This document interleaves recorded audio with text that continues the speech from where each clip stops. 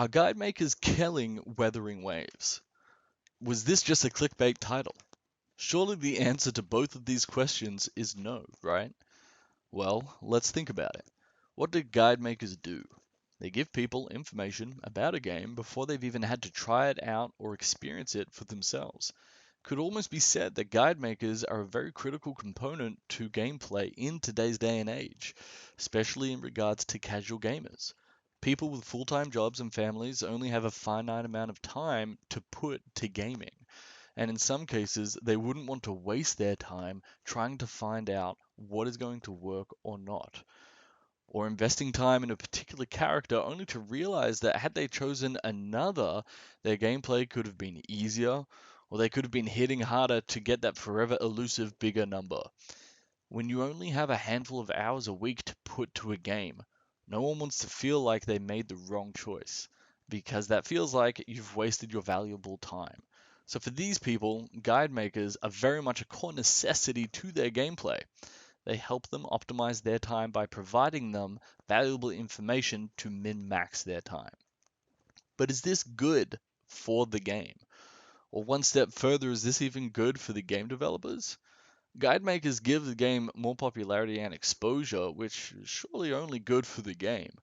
But if guide makers' content expedites a gamer's playtime in a game, doesn't that decrease the amount of time they spend in the game?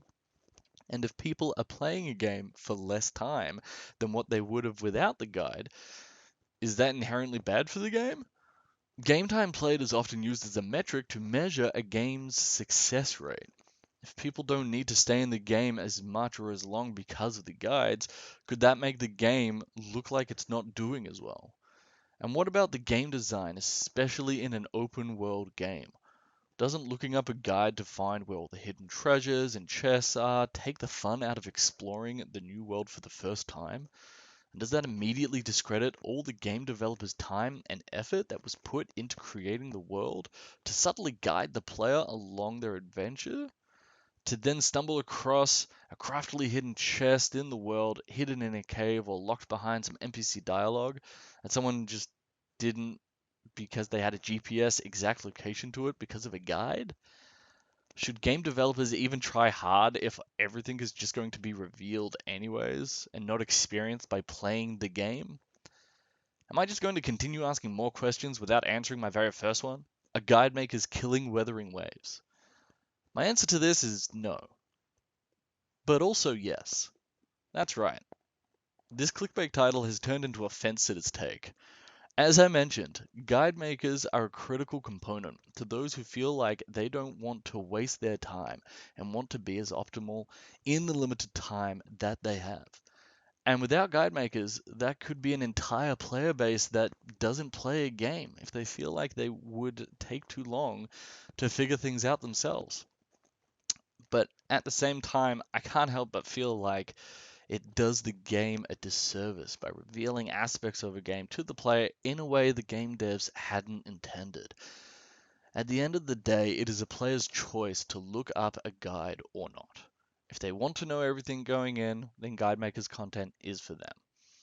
But if they want to figure things out themselves, get the experience of finding things for the first time in the game, then obviously it's their choice to not look up the guide.